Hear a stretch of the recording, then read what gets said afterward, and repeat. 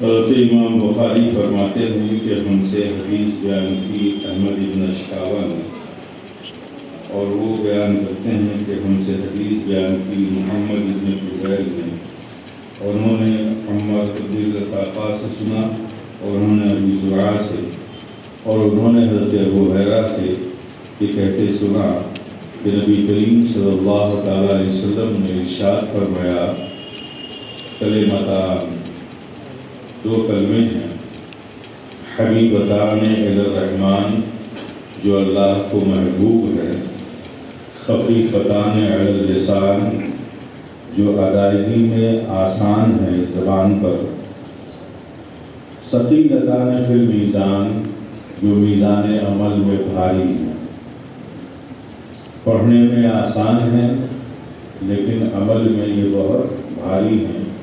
وہ کلمے کیا ہیں؟ سبحان اللہ و بحمدہ، سبحان اللہ العظیم، سبحان اللہ و بحمدہ، سبحان اللہ العظیم، سبحان اللہ و بحمدہ، سبحان اللہ العظیم۔ اس کلمے کی بڑی فضیلت ہے۔ اسی بخاری شریف میں حضرت ابو ہریرہ سے مروی ہے، وہ ارشاد فرماتے ہیں سبحان اللہ و بحمدہ سبحان اللہ العظیم کے حوالے سے کہ آقا نبی اسلام صلی اللہ علیہ وسلم نے ارشاد فرمایا، جو شخص ایک دن میں 100 بار اسے پڑھے گا، اگر اس کے گناہ پہاڑ کے جھاگ کے برابر بھی ہوں گے تو اللہ پاک اسے صاف کر دے گا۔ من قال سبحان اللہ و بحمدہ حطت خطایاہ وإن كانت مثل زبد البحر، کہ اگر اس کے سمندر کے جھاگ کے برابر بھی اس کے گناہ ہوں گے، جو ایک دن میں 100 بار اسے پڑھے گا، اللہ پاک اس کے گناہوں کو مٹا دے گا، ختم کر دے گا۔ تو یہ بڑی عظیم کلمات ہیں، اور آقا کے صدقے میں ہمیں ان کلمات کا پتہ چلا۔ تو اگر اسے آپ اپنے معمولات میں رکھیں، ایک دن میں 100 بار پڑھ لیا کریں۔ اب آپ دیکھیں اس میں جو حدیث شریف میں ہے کہ کلمتان، دو کلمے ہیں، حبیبتان الی الرحمن، جو اللہ کو محبوب ہے۔ تو کلمے محبوب ہیں،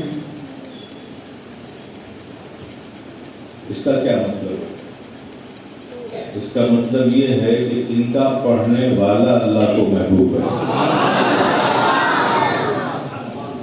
حبیبتان الی الرحمن کا مطلب کیا ہوا کہ اس کا پڑھنے والا رب کو محبوب ہے، اور جو پڑھتا ہے اگر سمندر کے جھاگ کے برابر بھی اس کے گناہ ہوتے ہیں تو اللہ پاک ان کے گناہوں کو مٹا دیتا ہے۔ تو بڑے عظیم کلمے ہیں، آقا کے صدقے میں ہمیں اس کی معرفت ملی، اس کا علم ہوا۔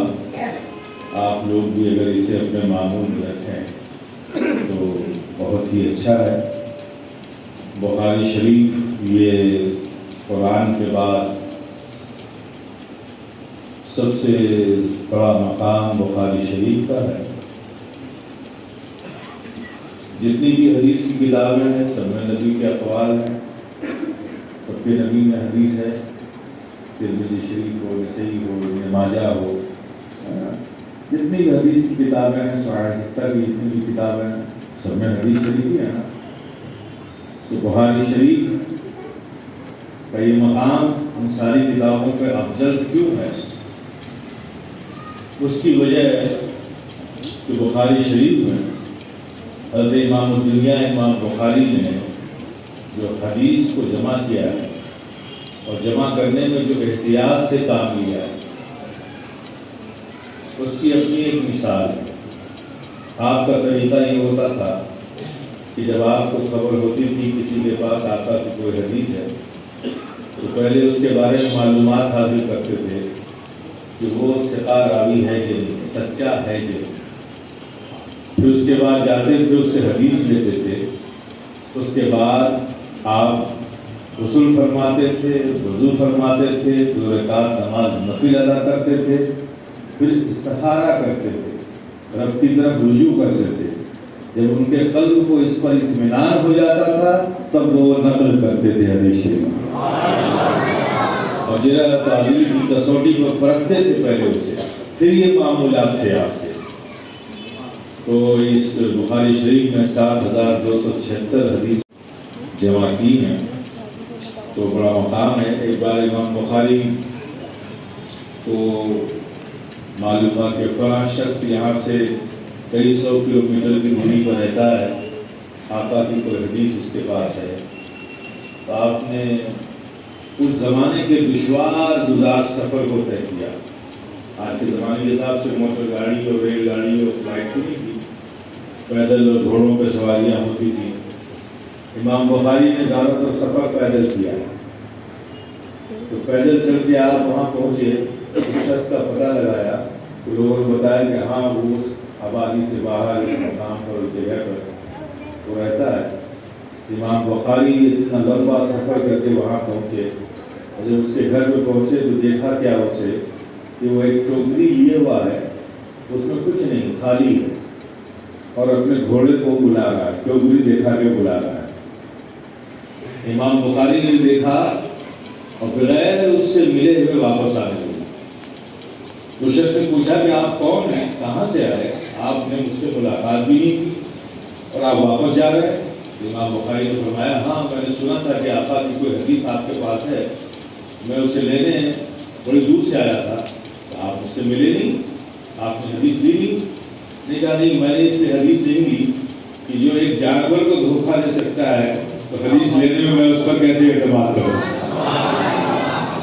تو یہ امام بخاری کا احتیاط، اس لیے امام بخاری کی یہ فضیلت ہے اور بخاری شریف کی یہ فضیلت ہے۔ آقا نے حضرت محمد بن یوسف فرماتے ہیں کہ میں نے ایک دن آقا کو خواب میں دیکھا، آقا جہاں صلی اللہ تعالی علیہ وسلم نے ارشاد فرمایا کہ تم فقہ پڑھتے ہو، میری کتاب نہیں پڑھتے؟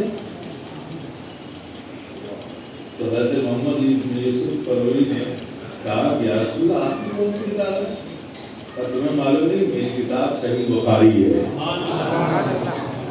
آپ سمجھیے، پھر یہی محمد بن یوسف فرماتے ہیں کہ ایک بار پھر مجھے آقا کا دیدار ہوا خواب میں نے آقا کو دیکھا، تو آقا نے مجھ سے پوچھا کہاں جا رہے ہو؟ تو کہا محمد بن اسماعیل بخاری کے پاس جا رہا ہوں۔ فرمایا اچھا جا رہے ہو، اقرؤ منی السلام، تو مجھ سے میرا سلام ہے۔ یہ مقام ہے امام بخاری کا، اور باقی مفتی صاحب بتائیں۔